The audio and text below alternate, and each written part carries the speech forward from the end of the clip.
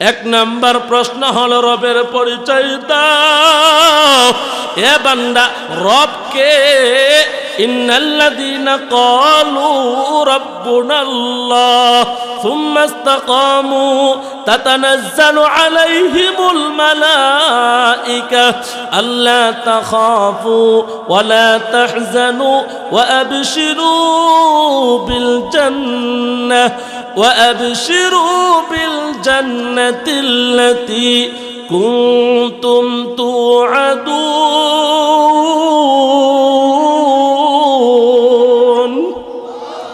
জোরে বলেন না আল্লাহু আকবার। আল্লাহ আল্লাহ আমাদের সকলের রব। রবকে রব মানিয়া যদি ইস্তেকামতের সাথে বান্দা তুমি আমল করতে পারো, আল্লাহকে রব মানিয়া যদি বান্দা জীবনটা চালাইতে পারো, দুনিয়া তো কোনো টেনশন নাই, আখিরাতেও বান্দা তোমার কোনো ভয় নাই। রব মানিয়া মরতে দেরি বান্দা, আমি আল্লাহর জান্নাতে যাইতে দেরি হবে না। একটু জবান খুলে বলেন সুবহানাল্লাহ। আমার ভাইয়েরা, আল্লাহ আমার রব, আল্লাহ হলো আমার সব। আল্লাহকে যদি রব মানো, রব বলে নামাজ আদায় করো। এ বান্দা, আরামের বিছনার ভিতরে ঘুমাও।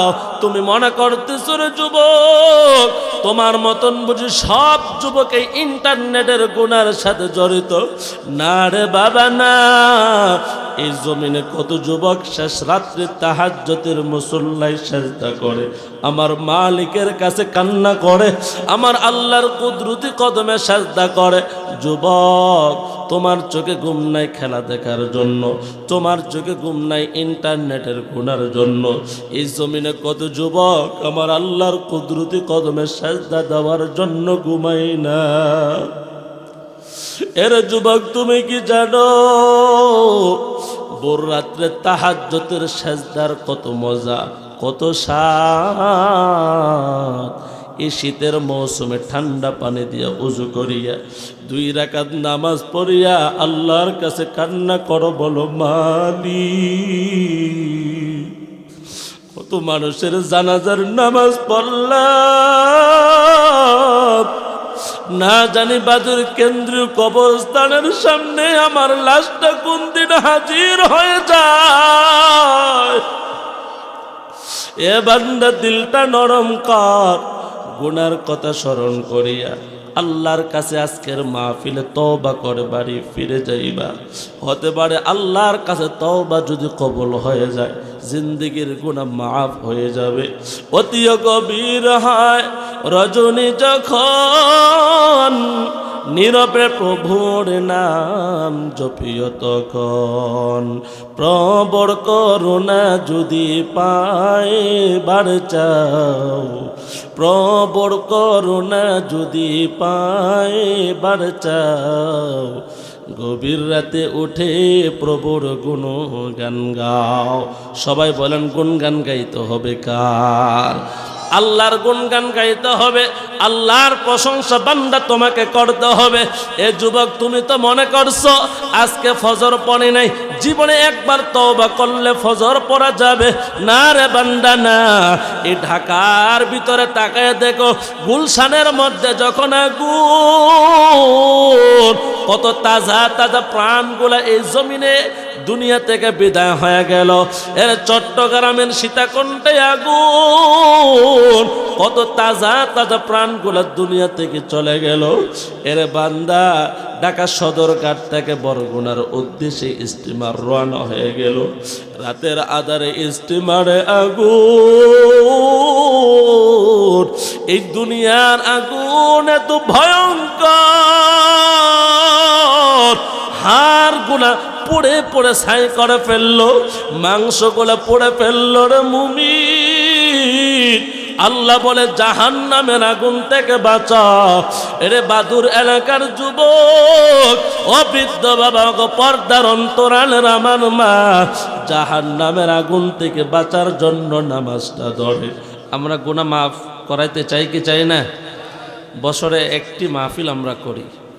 এখানে আসার পরে যদি আমরা নফসের ওয়াসওয়াসা থেকে বাঁচতে না পারি, তাহলে আর কোথায় গিয়ে আমরা গুনাহ থেকে বাঁচতে পারবো? এই যে বাম পাশে কবরস্থান, কথা বলেন ঠিক না?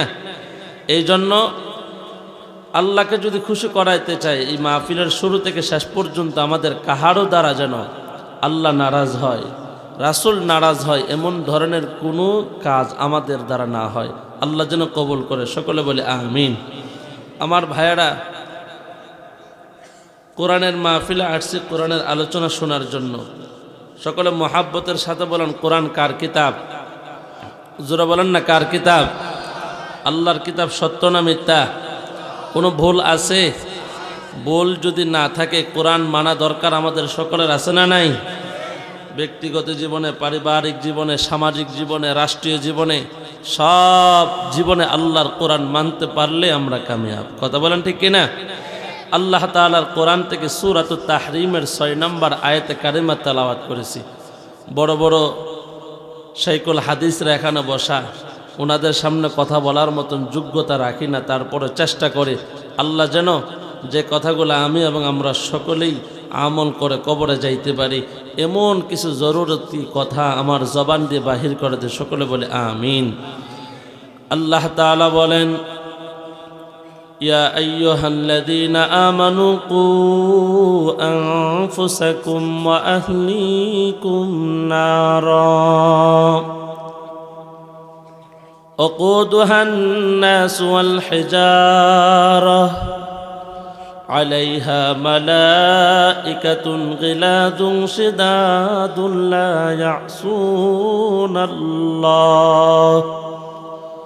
لا يعصون الله ما أمرهم ويفعلون ما يؤمرون।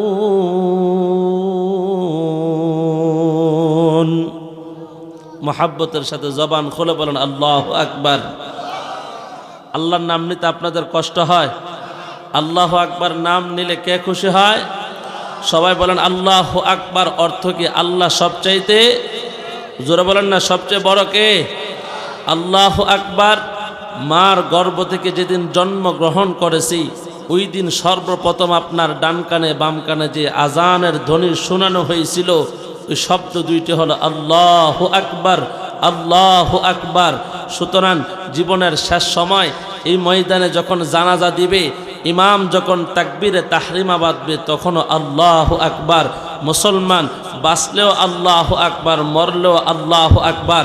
আজ স্বাধীন বাংলাদেশে আল্লাহু আকবারের ধ্বনি, নারে তাকবীরের স্লোগানকে জঙ্গির স্লোগান যারা বলবে, এরা মুসলমানের বৈধ সন্তান হতে পারে না। কথা বলেন ঠিক কি না? আমার ভাইয়েরা, মহাব্বতের সাথে বলতে হবে আল্লাহু আকবার। আল্লাহ সবচেয়ে বড়, আল্লাহ মহান। এই জবান দিয়ে আমরা সবসময় আল্লাহর বরাত্মতা প্রকাশ করব। আল্লাহ যেন আল্লাহর জন্য জবানকে কবুল করে। সকলে বলে আমিন। আল্লাহ তাআলা বলেন, হে ঈমানদাররা, কু আনফুসাকুম ওয়া আহলিকুম নারা, তোমরা তোমাদের নফসকে বাঁচাও, তোমাদের আহালকে বাঁচাও। নারুন শব্দের অর্থ হল আগুন। মুহাদ্দিসিনে কেরাম, মুফাসসিরিনে কেরাম বলেন, আল্লাহ তাআলা এই আয়াতের নারুন শব্দ দিয়া দুনিয়ার ইমানদারদেরকে জাহান্নামের আগুনের কথা স্মরণ করিয়ে দিলেন। এর নবীর উম্মতের দল, দুনিয়ার আগুন হলো স্বাভাবিক আগুন, নরমাল আগুন। জাহান্নামের আগুনটা এত তীব্র হবে, এত কঠিন হবে। আল্লাহ তাআলা তার বান্দাদেরকে সতর্ক করার জন্য ১,৫০০ বছর আগে তার হাবিবকে বলেন, পয়গম্বর, যে উম্মতের জন্য আপনি বড় পেরেশান, যে উম্মতের জন্য আপনার বড় মায়া,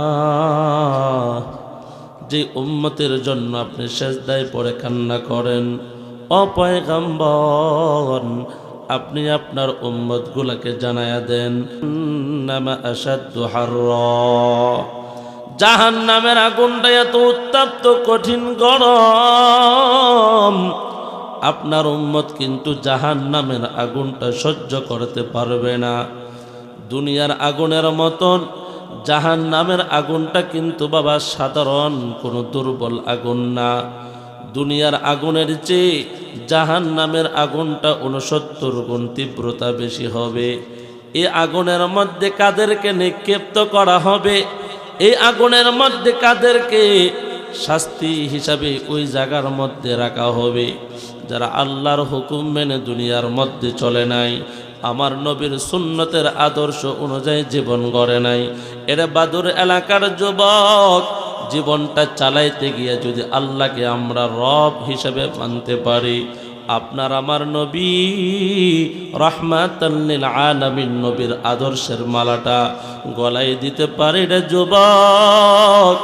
যেই জামানার মধ্যে কোরআন ছিল না, যেই জামানার মধ্যে হাদিস ছিল না, যেই জামানার মধ্যে নবী মুহাম্মদ ছিল না, যেই জামানার মধ্যে নবীর সোহবত ছিল না, এমন একটা জামানার মধ্যে মহান মালিক আল্লাহ নবী পাঠাইবার সিদ্ধান্ত গ্রহণ করলেন। ওই জামানাটাকে আইয়ামে জাহিলিয়াতের জামানা বলা হইতো। মানুষ এত রক্তপাত করত, হানাহানি মারামারি করত, জিনা করত, ব্যভিচারিণী করত। আমার ভাইয়ারা খানায় কাবার ভিতরে 360টা মূর্তি রাখিয়া নারী পুরুষ উলঙ্গ হইয়া দেবদেবীদের পূজা করত। এমন একটা জমানায় আপনার আমার নবী দুনিয়াতে আগমন করেছেন। আল্লাহ কোরআন দেয় নাই।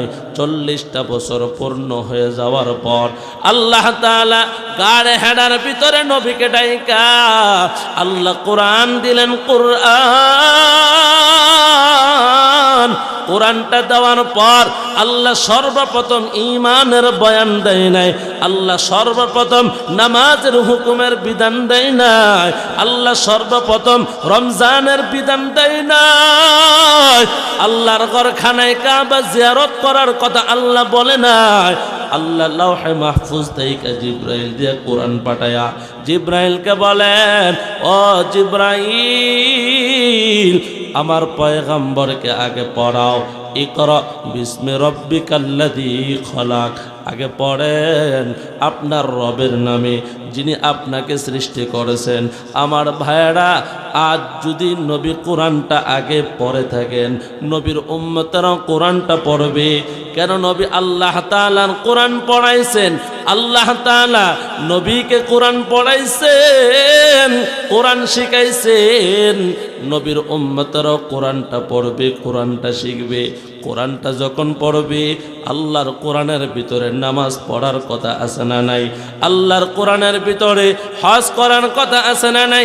আল্লাহর কোরআনের ভিতরে রমজানের রোজা রাখার কথা আছে না নাই?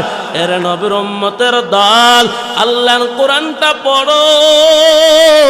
কোরআনটা পড়লে জীবনটা কিভাবে গড়া যাবে, জান্নাতের বয়ান, জাহান্নামের বয়ান, আল্লাহর একাত্মতার বয়ান, এ বান্দা জাহান্নাম থেকে বাঁচার বয়ান আল্লাহ কোরআনের ভিতরে ঢুকাই দিয়েছেন। যুবক, আজকে কোরআনটারে আপন বানাইলি না, আজকে মোবাইলটারে বড় আপন বানাইলা। আর তাকায় দেখো না, বাংলার জমিনে বাংলা অক্ষরে যারা বড় বড় অক্ষর দিয়া লেখে, শিক্ষায় জাতির মেরুদণ্ড। ও যুবক ভাইয়েরা, কি শিক্ষা আপনার আমার সন্তান পাইল? আর তাকায় দেখেন, চট্টগ্রামে একটি হাই স্কুলের প্রধান শিক্ষকের নামে যৌন হয়রানির অভিযোগের মামলা উঠেছে। সব শিক্ষার্থীরা অভিযোগ করলো শিক্ষকের চরিত্র ভালো না। আমার ভাইয়েরা, শিক্ষায় যদি জাতির মেরুদণ্ড হইতো, ওই শিক্ষকের হাতে শিক্ষিকা দর্শনের শিকার হইতো না, ছাত্রী দর্শনের শিকার হইতো না। আল্লাহর কোরআনের শিক্ষা, রাসূলের আদর্শের শিক্ষা, আল্লাহর কোরআনের ইলম, রাসূলের হাদিসের ইলম যদি বান্দা কোন উম্মতের সিনার মধ্যে থাকে, তাহলে তার জীবনটা পরিবর্তন হয়ে যায়। কেমন পরিবর্তন হয়ে যায়? আল্লাহর নবীর জমানায় একজন যুবক, তার চরিত্র ভালো না, নবীর হাতে কালেমা পড়ল। মুসলমান হওয়ার পর আল্লাহর বান্দা মরুভূমির মধ্যে হাঁটে, বিকালবেলা ওই পথ ধরে একজন মহিলা রাস্তা অতিক্রম করে সামনে যাবে, কিন্তু যুবককে দেখার পর আর সামনের দিকে যায় না, কারণ ওই যুবকের হাতে ইজ্জত না জানি খোয়াইতে হয়। ইজ্জতের উপর যুবকটা হামলা করে কিনা। মহিলার যখন সামনের দিকে যায়, নীরব রাস্তার মধ্যে যুবককে দেখিয়া এবার মহিলা যখন আবার ফিরে চলে আসে, আমার ভাইয়েরা ওই যুবকটা দেখলো মহিলা সামনের দিকে যায় না। ওই মহিলা আবার সামনের দিকে না গিয়ে যখন তার পিছনের দিকে রাস্তা দিকে যখন হাঁটা শুরু করলো, যুবকটা দূর থেকে ফলো করলো। যুবকটা আস্তে আস্তে মহিলার দিকে রওনা হয়েছে। পিছন দিয়া নরম কণ্ঠে যুবক ডাক দিয়া বলে, মা, কেন আপনি রাস্তার সামনের দিকে না গিয়া পিছনের দিকে চলে যাচ্ছেন? যুবকের কণ্ঠে মা শব্দটা শোনার পর মহিলা দাঁড়িয়ে গেল। মহিলা এবার চিন্তা করে, আহারে, আমি তো যুবকটারে খারাপ বলে ভাবছিলাম, কিন্তু যুবক তো আমাকে মা বলে ডাকলো। যুবক তো আমাকে মা ডাকলো। ওরে বাদুর এলাকার যুবক, মা, ম আকার মা একটা শব্দ মাত্র, একটা অক্ষর মাত্র। মা শব্দের দাম কত জানো? মা শব্দের সম্মান কত জানো? হুমা জান্নাতুকা ওয়া নারুকা। মা বাবা যদি রাজি হয়, আল্লাহ রাজি হয়। মা বাবা যদি নারাজ হয়, আল্লাহ নারাজ হয়ে যায়। মা শব্দটা হলো সম্মানের শব্দ। যুবকটা মহিলাকে মা ডাকার পর মহিলা বুঝতে পারলো যুবকটা খারাপ দৃষ্টিতে আমাকে তাকাই নাই, আমার দিকে দৃষ্টি পড়ে নাই, আমার ইজ্জতের উপর হামলা করবে না। যেই যুবকদের চোখ খারাপ, যেই যুবকদের চরিত্র খারাপ, দেখবেন আমার দেশের মধ্যে ঈদের মৌসুমে যখন বাজারের মধ্যে মার্কেট করতে যায়, যুবকরা মহিলাদেরকে আপা আপা বলে মিষ্টি সুরে আহ্বান করে। কথা বলেন ঠিক কি না? কোনো যুবক আম্মা বলে না। আমার ভাইয়ারা, আপা ডাকার মধ্যে আকর্ষণ আছে না নাই? জোরে বলেন না, আছে না নাই? আছে। আম্মা ডাকটা হলো সম্মানের ডাক, ইজ্জতের ডাক। কথা বলেন ঠিক কি না? আমার দেশের যুবকরা যত খারাপ হোক না কেন, মার উপর হামলা করে না। ওই যুবকটা যখন মা বলে সম্বোধন করলো, মহিলা এবার দাঁড়িয়ে গেল। এ যুবককে তুমি পথের মধ্যে দাঁড়ানো। বলে, মা, আপনি কেন রাস্তা সামনের দিকে না গিয়ে পিছনের দিক আবার রওনা হয়ে গেছেন? মহিলা এবার কণ্ঠ নরম সুরে বলেন, যুবক, আমি চরিত্র হারাইবার ভয়ে সামনের দিকে যাই না, না জানি তুমি আমার ইজ্জতের উপর হামলা করো কিনা। ওই যুবকটা ডাক দেয়া বলে, মা, আমিও চরিত্র হারা যুবক ছিলাম, কিন্তু আল্লাহর নবীর হাতে কিছুদিন পূর্বে কালেমা পড়ে মুসলমান হয়ে গেলাম। আল্লাহর কোরআনটা পড়ি নবীর সোহবতে যাওয়ার পর যে যুবকটা মহিলাদের চরিত্রের উপর হামলা করত, ওই যুবকটা এখন চরিত্রের পাহারাদার হয়ে গেছে। চিল্লায়া বলেন সুবহানাল্লাহ। আমার ভাইয়েরা, যারা স্লোগান দেয় শিক্ষায় জাতির মেরুদণ্ড, আমরা মদিনার নবীর কণ্ঠের সাথে কণ্ঠ মিলায় বলবো, মদিনার শিক্ষা, কোরআনের শিক্ষা, লৌহে মাহফুজের শিক্ষা হলো মুসলিম জাতির মেরুদণ্ড। কথা বলেন ঠিক কিনা? শুধুমাত্র শিক্ষা জাতির মেরুদণ্ড হতে পারে না।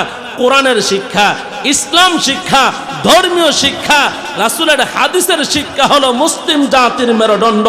যেই শিক্ষার মধ্যে মানুষের চরিত্র ফিরে আসে, যে শিক্ষা অর্জন করলে মা বাবাকে সম্মান করে, যেই শিক্ষিত সন্তান তার মা বাবাকে বৃদ্ধাশ্রমে রেখে আসে না, যেই শিক্ষিত সন্তান নামাজ ছাড়ে না, যে শিক্ষিত সন্তান রাষ্ট্রের মাল আত্মসাৎ করে না, দুর্নীতি করে না, যেই শিক্ষা অর্জন করার পর কলমটা কোঠের মধ্যে আলেমদের বিরুদ্ধে মিথ্যা সাক্ষী হয় না। কথা বলেন ঠিক কিনা? এই কোরআনের শিক্ষা, ইসলাম শিক্ষা আগে আমাদের সন্তানগুলাকে দিতে হবে। সন্তানগুলাকে কোরআন শেখাও হে মুমিন। এ বাদুর এলাকার যুবক, প্রাইমারিতে কোরআন শিক্ষার কোনো ব্যবস্থা নাই, হাই স্কুলে কোরআন শিক্ষার কোনো ব্যবস্থা নাই। এ বান্দা, আলী কলেজের মধ্যে কোরআন শিক্ষার কোনো ব্যবস্থা নাই। এই বাদুর এলাকার মধ্যে এই জায়গায় মাদ্রাসায় কি পড়ানো হয়? কোরআন পড়ানো হয়। এই মাদ্রাসার মধ্যে সন্তানটারে ভর্তি করায়া আগে কোরআন পড়াইতে হবে, আগে নবীর হাদিসের শিক্ষা দিতে হবে। এরপরে সন্তানটারে ডাক্তার বানাও, ইঞ্জিনিয়ার বানাও, যাহা কিছু বানাইবার মনে চায় বানাও, কোনো বাধা নাই।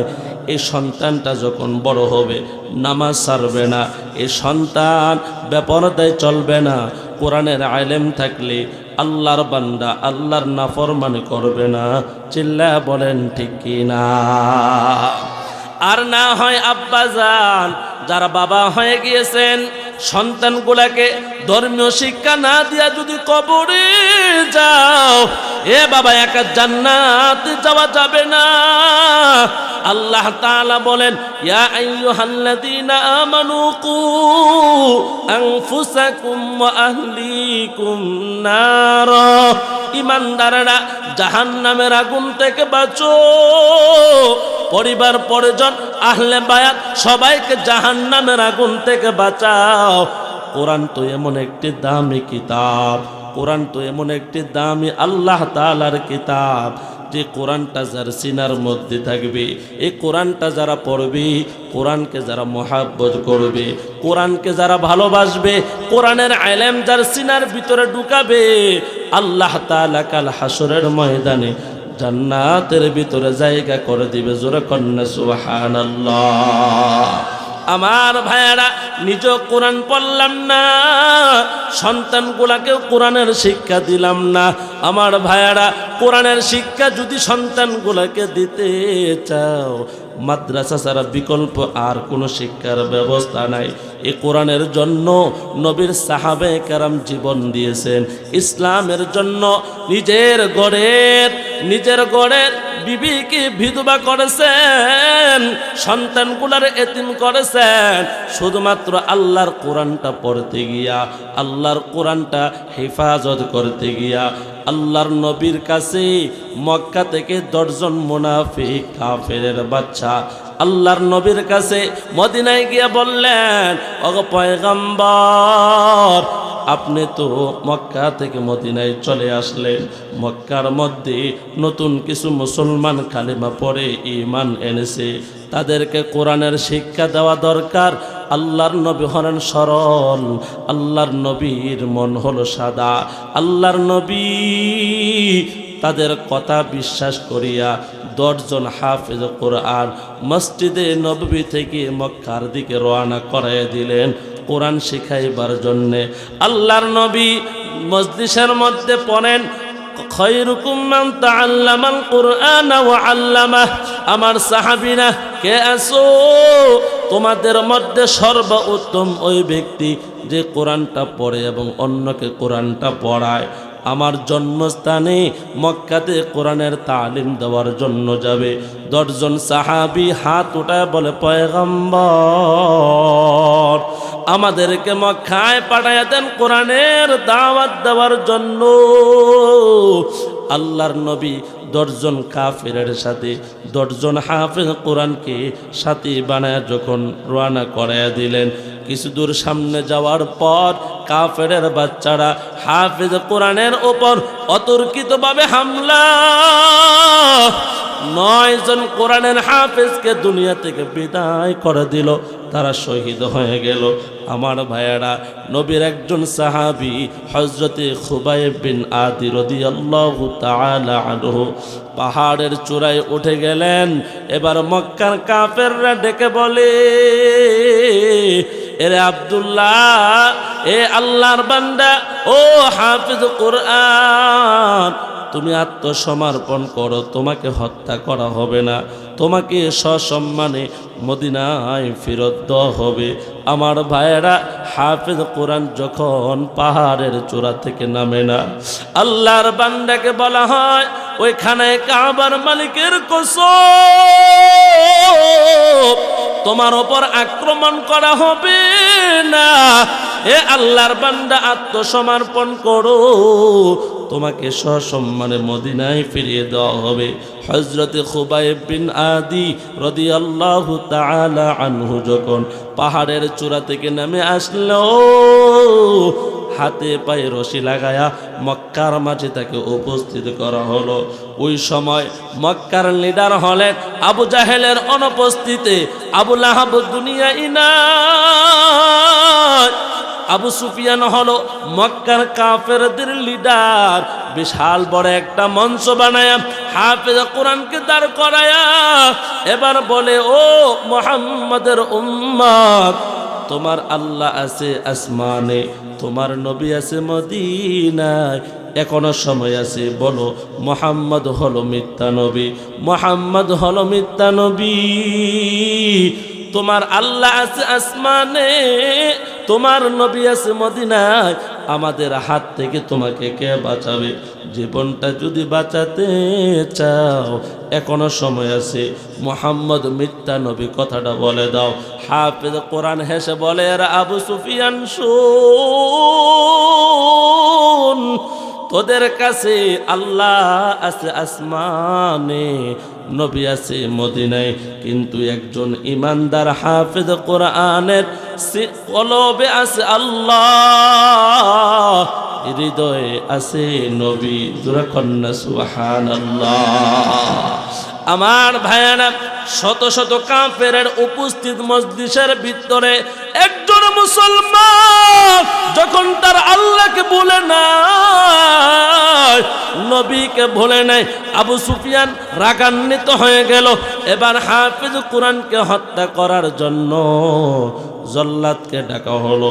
বলে স্বাভাবিকভাবে তাকে হত্যা করা হবে না, আজ নতুন করে আরবে মক্কায় এমন ভাবে একটা নতুন ঘটনা রচিত করতে হবে যেই ঘটনা দেখে মানুষ মুহাম্মদের কাছে যাওয়া বন্ধ করে দেয়, মুহাম্মদের কোরআন শেখা বন্ধ করে দেয়।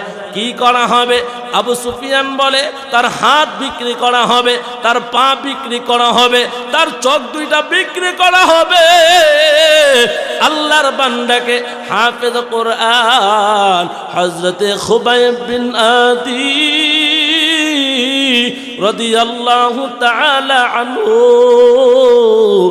একজন মাত্র ইমানদার হাফেজ কোরআন, শত শত কাফের, ওই কাফেরের ভিতরে নবীর একজন সাহাবী হযরত সায়েদ বিন আমের রাদিয়াল্লাহু তাআলা আনহু, তিনিও কাফেরদের সাথে বসে আছে। তিনি তখনও কালেমা পড়ে মুসলমান হয়ে নাই। আমার ভাইয়েরা, হাফেজ কোরআনের ডান হাতটা কাটা হলো, বাম হাতটা কাটা হলো, জমিনের মধ্যে রক্তগুলো পড়তেছে। হাফেজ কোরআনের রক্তগুলো জমিনের মধ্যে পড়তেছে, আর সকলের মুখে হাসি, চেহারায় আনন্দের ছাপ। একজন হাফেজ কোরআনকে তারা হত্যা করতেছে। আমার ভাইয়েরা, ওই জায়গার মধ্যে সায়েদ বিন আমের রাদিয়াল্লাহু তাআলা আনহু, তিনি মুসলমান হয় নাই, তিনিও কাফেরের মজলিসের মধ্যে বসা। তিনি ভাবতেছেন, আহারে মানবতা, আরবের কাফেরের, আরবের মানুষের কিসের মানবতা, কিসের বাপদাদের ধর্ম? বিনা কারণে একজন হাফেজ কোরআনকে মদিনা থেকে ধরে আনা হলো। কাফেরের বাচ্চারা মঞ্চ বানায়া মুসলমানকে হত্যা করতেছে। মুসলমানের রক্ত নিয়ে এরা আনন্দ করে, এরা উল্লাস করে। আমার ভাইয়েরা, কেন? দুনিয়া থেকে কোরআনের আওয়াজকে বন্ধ করার জন্য, দুনিয়া থেকে কোরআনটাকে মিটিয়ে দেওয়ার জন্য। আর ভারতের দিকে তাকায় দেখুন মুসলমান, আর মুসলমানের রক্তে জমিন লাল, কাশ্মীরে মুসলমানের রক্তে জমিন লাল, আরাকানে মুসলমানের রক্তে জমিনটা লাল। বাংলার জমিনেও আলেমদেরকে, হাফেজ কোরআনদেরকে এত জেল জুলুম নির্যাতন কেন? মামুনুল হকের কণ্ঠে লাগাম কেন? হাফেজ মাওলানা জুনায়েদ আল হাবিব কেন জেলখানায়? গাজী ইয়াকুব উসমানী কেন জেলখানায়? সত্য কথাগুলা, কোরআনের কথাগুলা জাতির সামনে বলিষ্ঠ কণ্ঠে বলার কারণে কথা বলেন, ঠিক কি না? আমার ভাইয়ারা, এক মামুনুল হক, এক গাজী ইয়াকুব উসমানী, এক জুনায়েদ আল হাবিব, এরকম খালেদ সাইফুল্লাহ আইয়ুবা দুনিয়াতে আসবে আবার যাবে। আল্লামা আহমদ শফি রহমাতুল্লাহ আলাইহি ছিল, চলে গিয়েছে। জুনায়েদ আল হাবিব দুনিয়াতে ছিল, চলে গিয়েছে। এরকম ভাবে ওলামায়ে কেরাম আসবে যাবে। আল্লাহ তাআলা প্রজন্মে প্রজন্মে লক্ষ লক্ষ মামুনুল হকের মতন কণ্ঠ তৈরি করবে। বাতিলের সাথে আপোষ করবে না, ইসলামের কথা বলবে, কোরআনের কথা বলবে, দিন কায়েমের কথা বলবে, নাস্তিকদের রক্তচক্ষুকে ভয় করবে না। কথা বলেন, ঠিক কি না? আমার ভাইয়েরা, কোরআন তো আল্লাহর কিতাব। যেই কোরআন মানুষের সিনায় থাকলে মানুষের ঈমানের পাওয়ার বেড়ে যায়। মুসলমান একমাত্র আল্লাহকে ভয় করবে। মুসলমান বাঁচলে কোরআন নিয়ে বাঁচতে হবে, ঈমান নিয়ে বাঁচতে হবে। কথা বলেন, ঠিক কি না? আমার ভাইয়েরা, হাফেজ কোরআনকে হত্যা করা হবে, শহীদ করা হবে, হাত কেটে ফেলা হলো, পা কেটে হলো। এবার যখন হাফেজ কোরআনের চেহারার মধ্যে হাসি, আবু সুফিয়ান সহ্য করতে পারলেন না। বর্ষা এনে হাফেজ কোরআনের সিনার মধ্যে যখন আঘাত করলো, ফিঙ্কি মেরে রক্তগুলা জমিনের মধ্যে পড়ে গেল। আল্লাহর বান্দাকে শহীদ করা হলো, গর্দান থেকে মাথাটা আলাদা করে ফেলা হলো। আমার ভাইয়েরা, টুকরা টুকরা লাশটা জমিনের মধ্যে ফালায়া সবাই যার যার বাসস্থানে চলে গেল। আল্লাহর নবীর সাহাবী হযরতে সায়েদ বিন আমের রাতের বেলায় ঘুমের ঘরে ঘুমাইতে পারেন না। তিনি চলে গেলেন ওই ময়দানে যেখানে জিন্দা হাফেজ কোরআনকে শহীদ করা হয়েছে। আমার ভাইয়েরা, হাফেজ কোরআনের লাশের টুকরাগুলো জমা করিয়া আল্লাহর নবীর কাছে মসজিদে নববীর দিকে মক্কা থেকে রাতের আধারে রওনা হয়ে গেছে। আল্লাহর নবী রাহমাতাল লিল আলামিন মসজিদে নববীর ভিতরে ফজরের নামাজের ইমামতি করেন। নবীর ডানে বামে সালাম ফিরানোর পর সাহাবায়ে কেরামদেরকে বললেন, ওরে আমার সাহাবীরা শুনো, আমি 10 জন হাফেজ কোরআনকে মদিনা থেকে মক্কায় পাঠাইছিলাম কোরআনের দাওয়াত দেওয়ার জন্যে। ওই কাফেলার 10 জন শহীদ হয়ে জান্নাতের মেহমান হয়ে গেছে। জোরে আওয়াজ করে বলেন সুবহানাল্লাহ। আমার ভাইয়েরা, আল্লাহর নবী বলেন, সাহাবীরা দেখো, ওই কাফেলার মধ্য থেকে একজনকে আমার মালিক ওই জান্নাতের গেটের মধ্যে দাঁড় করায় রাখছে। হযরতে সায়েদ বিন আমের বলেন, নবী আর দেরি করিয়েন না, জবানে পড়ায়া দেন, আশহাদু আল্লাহ ইলাহা ইল্লাল্লাহু ওয়া আশহাদু আন্না মুহাম্মাদান আবদুহু ওয়া রাসূলুহু। আমার ভাইয়েরা, তারা কোরআনের মহাব্বতে জীবন দিয়েছে, কোরআনের ভালোবাসায় দেশ ছেড়েছি আল্লাহর জাহান্নাম থেকে বাঁচবার জন্য। আমাদের কি মনে চায় না আমল নামার মধ্যে শুধু গুনাহ আর গুনাহ? এই বাদুরের গোরস্থানে কত টাকাওয়ালারা ঘুমায়, কত বাণীওয়ালারা ঘুমায়, কত ক্ষমতাওয়ালারা ঘুমায়। এ বান্দা গুনাহ নিয়ে যদি কবরে যাও, কি জবাব আমার আল্লাহর কাছে দিবি রে যুবক? এখনো সময় আছে, তওবার মালাটা গলায় দাও, আমার নবীর সুন্নতের আদর্শ অনুযায়ী জীবন গড়ো। এরা যুবক, তোমার মতন যুবক স্কুলে পড়ে, কলেজে পড়ে, ভার্সিটিতে লেখাপড়া করে, police, RAB, army, BDR, doctor, engineer, উকিল, ম্যাজিস্ট্রেট অভাব নাই। এক ওয়াক্ত নামাজ ছাড়ে না, একটা টাকাও হারাম খায় না, নামাজ কায়দা করে না, মা বাবার সাথে বেয়াদবি করে না, নবীর সুন্নতের দাড়ি কামাই না, মাথার মধ্যে নবীর সুন্নতের টুপি,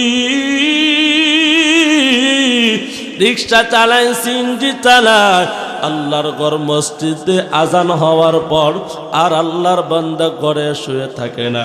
এর বাদুরের যুবক, কিসের আর্জেন্টিনা, কিসের ব্রাজিলের জন্য রাত্র ঘুমাও না?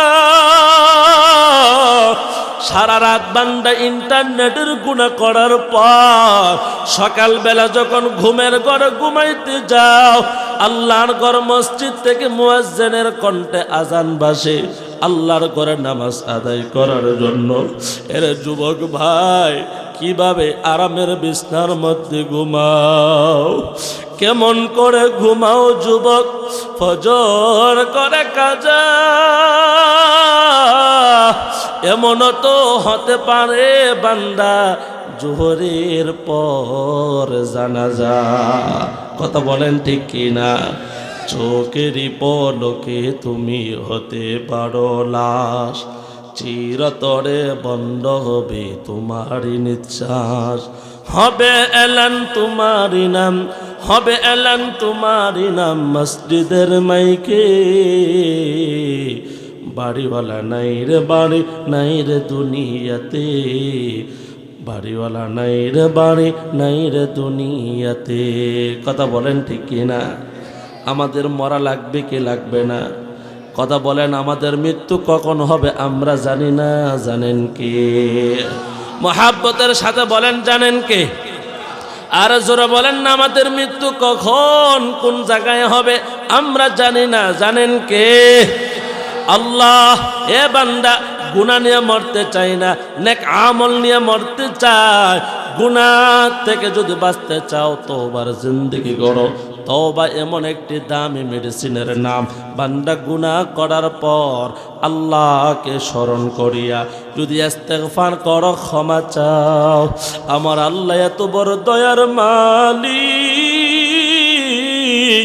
আমার আল্লাহ যত বড়, আমার আল্লাহর দয়া তত বড়, আমার আল্লাহ যত বড়, আমার আল্লাহর মায়া তত বড়। পরে যুবক ভাই, আজকে তো গুনার পাহাড় নিয়ে ঘুরতেছে, আমল নামাই তওবা নাই। এই বাদুরের গোরস্থানে কত যুবক ঘুমায়। আহারে যুবক, নামাজ না পড়িয়া যদি কবরে যাও, কবরে যাওয়ার পর ইমামের জন্য 3টা প্রশ্ন করা হবে, মুসল্লিদের জন্য 3টা প্রশ্ন, আমি নয়নপুরীকে 3টা প্রশ্ন করবেন, আমি বক্তা আমাকে 3টা প্রশ্ন, শ্রোতাদেরকেও 3টা প্রশ্ন করা হবে। 1 নাম্বার প্রশ্ন হলো রবের পরিচয় দাও। এ বান্দা, রবকে?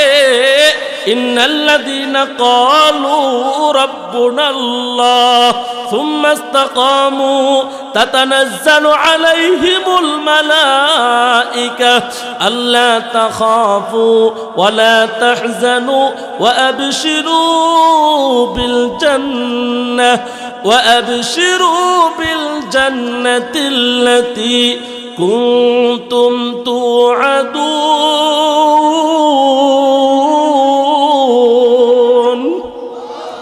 জোরে বলেন না আল্লাহু আকবার। আল্লাহ, আল্লাহ আমাদের সকলের রব। রবকে রব মানিয়া যদি ইস্তেকামতের সাথে বান্দা তুমি আমল করতে পারো, আল্লাহকে রব মানিয়া যদি বান্দা জীবনটা চালাইতে পারো, দুনিয়াতে কোনো টেনশন নাই, আখিরাতেও বান্দা তোমার কোনো ভয় নাই। রব মানিয়া মরতে দেরি বান্দা, আমি আল্লাহর জান্নাতে যাইতে দেরি হবে না। একটু জবান খুলে বলেন সুবহানাল্লাহ।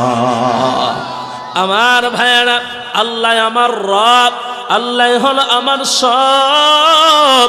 আল্লাহকে যদি রব মানো, রব বলে নামাজ আদায় করো।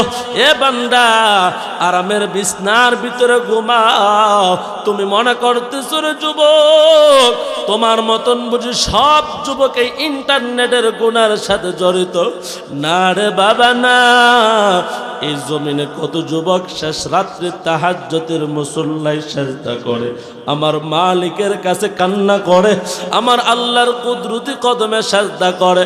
যুবক তোমার চোখে ঘুম নাই খেলা দেখার জন্য, তোমার চোখে ঘুম নাই ইন্টারনেটের গুনার জন্য। এই জমিনে কত যুবক আমার আল্লাহর কুদরতি কদমে সেজদা দেওয়ার জন্য ঘুমাই না। এর যুবক তুমি কি জানো ভোর রাত্রে তাহাজ্জুদের সেজদার কত মজা, কত স্বাদ? এই শীতের মৌসুমে ঠান্ডা পানি দিয়া উজু করিয়া 2 রাকাত নামাজ পড়িয়া আল্লাহর কাছে কান্না করো, বলো মালিক। কত মানুষের জানাজার নামাজ পড়লাম, না জানি বাদুর কেন্দ্রীয় কবরস্থানের সামনে আমার লাশটা কোন দিন হাজির হয়ে যায়। এ বান্দা দিলটা নরম কর, গুনার কথা স্মরণ করিয়া আল্লাহর কাছে আজকের মাহফিলে তওবা করে বাড়ি ফিরে যাইবা। হতে পারে আল্লাহর কাছে তওবা যদি কবুল হয়ে যায় জিন্দেগির গুনাহ মাফ হয়ে যাবে। অতিও গভীর হয় রজনী যখন নীরবে প্রভুর নাম জপিও তখন, প্রবর করুণা যদি পাইবার চাও, প্রবর করুণা যদি পাইবার চাও, গভীর রাতে উঠে প্রভুর গুণগান গাও। সবাই বলেন গুণগান গাইতে হবে কার? আল্লাহর গুণগান গাইতে হবে, আল্লাহর প্রশংসা বান্দা তোমাকে করতে হবে। এ যুবক তুমি তো মনে করছো আজকে ফজর পড়ে নাই, জীবনে একবার তওবা করলে ফজর পড়া যাবে। না রে বান্দা না। এই ঢাকার ভিতরে তাকায় দেখো, গুলশানের মধ্যে যখন আগুন, কত তাজা তাজা প্রাণগুলা এই জমিনে দুনিয়া থেকে বিদায় হয়ে গেল। এর চট্টগ্রামের সীতাকুণ্ডে আগুন, কত তাজা তাজা প্রাণগুলা দুনিয়া থেকে চলে গেল।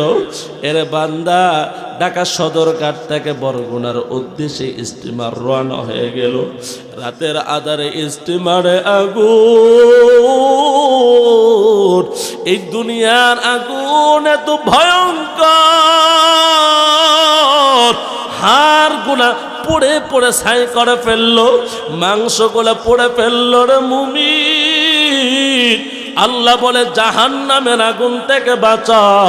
এরে বাদুর এলাকার যুবক, অবৃদ্ধ বাবা গো, পর্দার অন্তরালের আমার মা, জাহান্নামের আগুন থেকে বাঁচার জন্য নামাজটা ধরে আল্লাহর কাছে কান্না করো, ও মালিক। এই জীবনে অনেক আল্লাহ আপনার হুকুম নামাজ কায়দা করে ফেললাম, আয় আল্লাহ জীবনে অনেক বেপরদায় চললাম, আয় আল্লাহ জীবনে হাতের দ্বারা, পায়ের দ্বারা, যৌবনের দ্বারা, টাকার দ্বারা, ক্ষমতার দ্বারা কত গুনাহ করছি। সবাই বলেন দুনিয়ার গুনাহ কেউ না জানলেও আমাদের গোপনের গুনার খবর জানেন কে? আর জোরে বলেন না, গুনার খবরটা জানেন কে? আল্লাহ আল্লাহ আল্লাহ। এ বান্দা গুনাহ নিয়ে কবরে গেলে নাফরমানের কবরটা হবে জাহান্নামের আগুনের ঘর।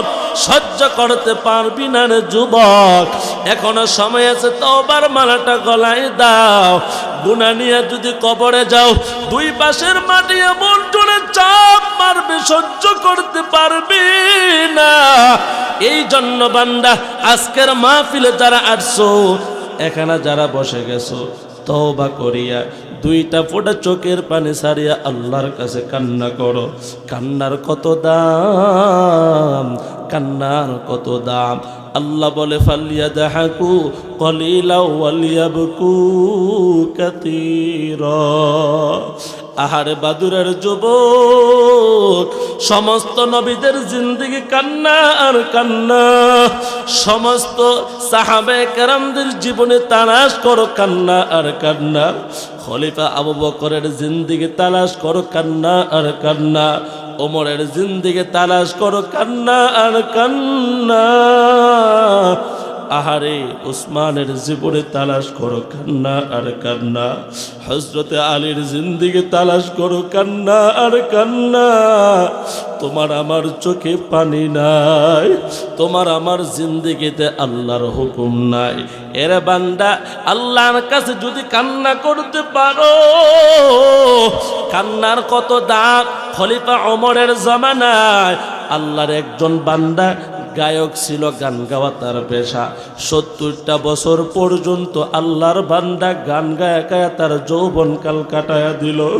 70 বছর যখন পূর্ণ হয়ে গেল, আল্লাহর বান্দার বার্ধক্য যখন চলে আসলো, এবার বান্দা দুর্বল হয়ে গেছে, আগের মতন কণ্ঠ নাই, গান গাইলে মানুষ টাকাও দেয় না, খাবারও দেয় না। 70 বছরের বৃদ্ধ মানুষ ঘরের ভিতরে বসে খাবার অভাবে কান্না করে, আহারে কেউ খবর নেয় না। আল্লাহর বান্দা সবাই বলেন, মুসলমানের জন্য ইসলাম ধর্মে গান গাওয়া হালাল না হারাম? ওমরের ভয়ে আল্লাহর বান্দা মদিনায় আসে না, এমন ভাবে দুর্বল হয়ে গেল, এখন আর কেউ তার খবর নেয় না। 70 বছরের গানের গুণা নিয়া আল্লাহর বান্দা রাতের আধারে জান্নাতুল বাকির দিকে রওনা হয়ে গেছে।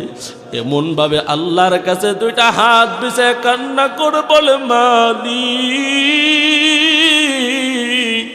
তুমি ছাড়া তো আমার গুনাহ মাফ করার মতন কেউ নাই। একটু জবান খুলে ডাক দেন না, ইয়া আল্লাহ। আর একটু মায়া লাগা ডাক দেন না, ইয়া আল্লাহ। এ বান্দা, আল্লাহর বান্দা 70 বছরের গুনাহ নিয়ে রাতের আধারে জান্নাতুল বাকির মধ্যে এমন ভাবে কান্না করলো, খিদার যন্ত্রণায় আল্লাহর বান্দা বড় দুর্বল, দাঁড়াতে পারে না। একবার দাঁড়ায় আর একবার বসে এমন ভাবে কান্না করলো। আমার আল্লাহর কাছে বান্দার কান্নাটা এত মায়া লেগে গেল, আল্লাহ ওমরকে ডাক দিয়ে বলে, ইলহাম করে, ওরে ওমর, আমার এক বন্ধু, আমার এক বান্দা আমাকে ডাকে তার ক্ষুধার যন্ত্রণায়। ওমর, যাও আমার বান্দার খিদাটা মিটাই দিয়ে আসো, আমার বান্দার চাহিদা পূরণ করো। মুহাদ্দিসিনে কেরাম বলেন, মসজিদে নববী থেকে ওমর এমন ভাবে তাড়া করে ওই জান্নাতের বাকির দিকে রওনা হয়ে গেছে, জুতা পর্যন্ত পরিধান করার কথা ওমরের স্মরণ নাই। ওমরকে দেখিয়া 70 বছরের বৃদ্ধ মানুষটা কান্নাকাটি বন্ধ করিয়া ওমরের ভয়ে জান বাঁচাইবার জন্য দৌড়ায়। ওমর ডাক দে বলে, বৃদ্ধ দাঁড়াও, কোথায় যাও? বলে, রাত্রের গভীরে আমি আমার মালিককে ডাকতে চাইলাম, একমাত্র আল্লাহ ছাড়া কেউ জানে না আমি যে এই জায়গায় আসছি। ওমর বলেন না, আপনি কিভাবে জানেন আমি যে এই জায়গায় কান্না করি? ওই ওমরকে বৃদ্ধ মানুষটা ওমর ডাক দিয়ে বলে, ওর বৃদ্ধ শোনো, তুমি যেই মালিককে ডাকতেছো খিদার যন্ত্রণায় কষ্ট করিয়া, তোমার মালিক আল্লাহ আমাকে পাঠাইছে তোমার জরুরত পুরা করে দেওয়ার জন্য। জবান খুলে বলেন সুবহানাল্লাহ। সবাই মহাব্বতের সাথে বলেন, ওই আল্লাহ এখন আছে না নাই? এ বান্দা, জীবনের যত চাওয়া, জীবনের যত সুখ, জীবনের যা কিছু প্রয়োজন, সব কিছু দেওয়ার মালিককে। আর জোরে বলেন না, তিনি কে? আল্লাহ। দয়াল বাবা, পীর বাবা, ভণ্ড বাবা, মাজার আমাদেরকে কিছুই দিতে পারে না। বান্দা জীবনের সুখ শান্তি, বান্দা জাহান্নাম থেকে যদি বাঁচতে চাও, আল্লাহর কাছে চেয়ে জীবনটাকে সাজাও, আল্লাহর হুকুম পালন করো। এবার বৃদ্ধ মানুষটা বলে, ওমর তোমাকে আল্লাহ পাঠাইছি, আমার মতন নিমুখ খারাপ আর কেউ না।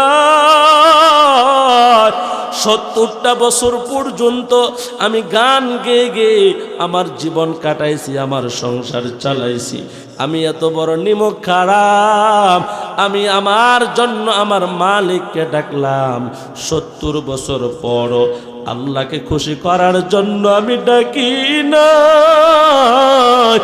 যে আল্লাহ 70 বছরের গুনাহ নিয়ে ডাকলেও আল্লাহ তার বান্দাকে ফিরাই দেয় না। ওরে বাদুর এলাকার সাদা দাড়ি পাকা মুরব্বি বাজান, এই জীবনে কত ওয়াক্ত নামাজ কায়েজা করে ফেললে রে যুবক। 1 ওয়াক্ত নামাজের জন্য 2,88,00,000 বছর জাহান্নামের আগুন। এ বান্দা এখনো সময় আছে, তওবার মালাটা গলায় দাও। ওই ওমর যখন বলল আল্লাহ পাঠাইছে তোমার জরুরত পুরা করে দেওয়ার জন্য, আবার ভাইরা এবার বৃদ্ধ মানুষটা আল্লাহর কাছে 2টা হাত উঠে ডাক দিয়ে বলে, ওরে মালিক, 70 বছর পর গুনাহ নিয়ে ডাকার পর আল্লাহ তুমি আমার ডাকটা কবুল করেছ। আল্লাহ জীবনের শেষ আর একটা ডাক তোমাকে দিতেছি রে আল্লাহ। দুনিয়ার খাবার আর খাইতে চাই না, জীবনের তরে তওবা করলাম, গুনাহগুলি মাফ করিয়া দাও আল্লাহ। আর দুনিয়ায় থাকতে চাই না, তোমার গোলামকে যদি মেহমানদারি করতে হয় জান্নাতের খাবারের ব্যবস্থা করিয়া দাও। আমার ভাইয়েরা কথাটা বলতে দেরি হয়, আমার আল্লাহর বান্দার মৃত্যুর ফয়সালা হয়ে যায়। মুহাদ্দিসিনে কেরাম বলেন, ওমর নিজেই কাফন দাফনের ব্যবস্থা করিয়া আল্লাহর বান্দার লাশটা দাফন করলেন খলিফা ওমর। ওরে নবীর উম্মতের দল, আমাদের হাতের গুনাহ, পায়ের গুনাহ, চোখের গুনাহ, যৌবনের গুনার কোনো অভাব নাই। এই এলাকার মুসলমান, ওগো পর্দার অন্তরালের আমার মা, স্বামীর ঘর করার জন্য লাল শাড়ি পরিয়া আসছেন গো মা, এখনো সময় আছে, আল্লাহর হুকুমগুলা পালন করেন, পর্দা করেন, স্বামীর খেদমত করেন, কোরআন তেলাওয়াত করেন, অতীতের গুনার জন্য ক্ষমা চাও। আল্লাহ বড় ক্ষমার মালিক, আল্লাহ তাআলা ক্ষমা করা হলো তার গুণ। আল্লাহ বলেন, বান্দা গুনার পাহাড় গড়ে ফেলছো, আমি আল্লাহর রহমত থেকে বান্দা দূরে সরে যাও না। আল্লাহ ডেকে বলেন, ইয়া ইবাদিয়াল্লাযীনা আসরাফু আলা আনফুসিহিম লা তাকনাতু মির রাহমাতিল্লাহ ইন্নাল্লাহা ইয়াগফিরুয যুনুবা জামিআ ইন্নাহু হুয়াল গফুরুর রহিম।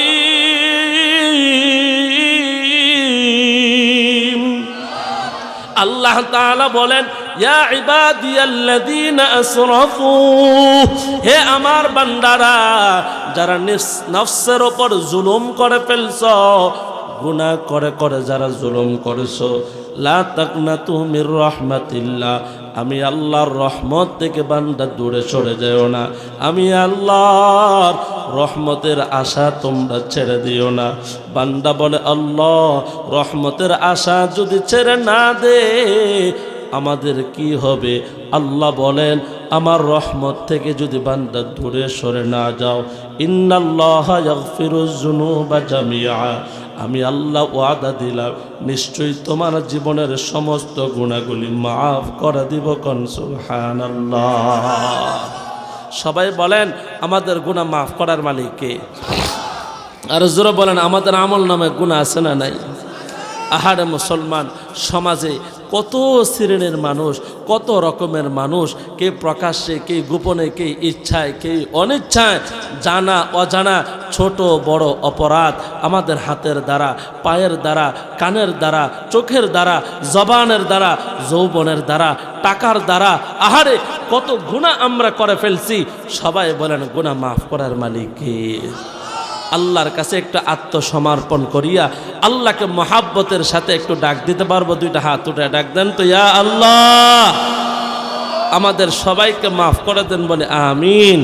আয় আল্লাহ হাতগুলা কবুল করেন, জিন্দেগির গুনাহ মাফ করিয়া দেন। আয় আল্লাহ বাদুর এই আজকের মাহফিলকে কবুল করিয়া নেন, এলাকার যুবকদেরকে হেদায়েতের উপর কবুল করিয়া নেন, আমলে কোরআনে সুন্নতি জিন্দেগি দান করেন, সকলেই বলি আমিন। একটু মায়া লাগা ডাক দেন ইয়া আল্লাহ, আরো জোরে ডাক দেন ইয়া আল্লাহ। খালি হাতে আসিয়াছি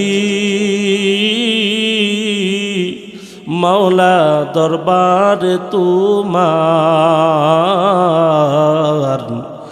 গুনাহ ছাড়া কোনো কিছু নাই যে আমার। আল্লাহ আমাকে সহ আমাদের সবাইকে মাফ করিয়া দেন বলে আমিন। এ জীবনে না করিলাম বন্দেগি, এ জীবনে না করিলাম বন্দেগি, গুনাহ করে কাটাইলাম জিন্দেগি, গুনাহ করে কাটাইলাম জিন্দেগি। তওবা করে আবার তওবা ভাঙ্গিলাম। সবাই বলেন না, তওবা করে আবার তওবা ভাঙ্গিলাম, অবশেষে খাঁটি তওবা করিলাম, অবশেষে খাঁটি তওবা করিলাম। গুনাহ করছি আর তো গুনাহ করব না, বলেন না আল্লাহ। গুনাহ করছি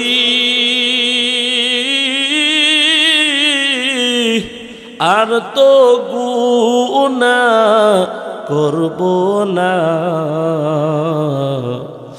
মাফ করে দাও ওগো মাওলা রব্বানা, মাফ করে দাও ওগো মাওলা রব্বানা।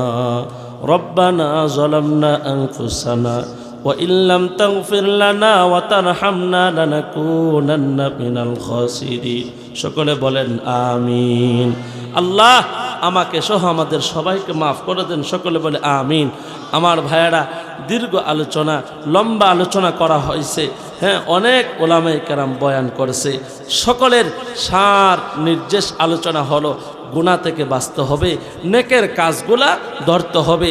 নেকের কাজ যত ছোটই হোক ছাড়া যাবে না, গুনার কাজটা যত বড়ই হোক করা যাবে না, ছোট হলো গুনার কাজ করা যাবে না। কথা বলেন ঠিক কিনা?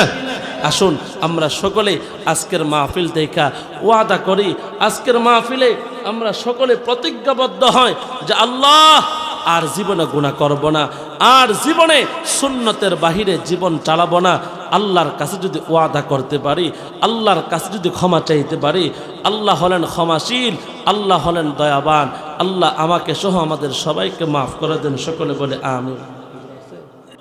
জাগ্রত বীর হযরত মাওলানা গাজী ইয়াকুব ওসমানী, এমন কোনো পুরুষ, এমন কোনো মহিলা নাই যে আমরা তার জন্য চোখের পানি ছেড়ে দোয়া করি নাই। অনেক নির্যাতনের শিকার হয়েছে। যার ঈমান যত বেশি তার ঈমানের পরীক্ষাও তত বেশি। আলহামদুলিল্লাহ, হুজুর মঞ্চে আসবেন, আপনাদেরকে নিয়ে দোয়া করবেন। আখেরি দোয়ার পরে আমরা সকলে ময়দান ছেড়ে যাব, এর আগে কেউ উঠাউঠি করব না। হুজুর আমাদের সামনে চলে আসবে এখনই। আমার ভাইয়েরা, যে কথাটা বলতেছিলাম, এই মাদ্রাসা আপনাদের এলাকার মধ্যে একটি প্রতিষ্ঠান, এই বাদুর এলাকার মধ্যে আপনাদের সন্তানগুলাকে এই মাদ্রাসায় লেখাপড়া করাইবেন। আল্লাহ বলেন, নিজে বাঁচো, তোমার পরিবারকেও বাঁচাও, আহালকেও বাঁচাও। একমাত্র কোরআন পড়লে নিজে বাঁচা যায়, এবং আহালকেও বাঁচানো সম্ভব। কথা বলেন ঠিক কিনা?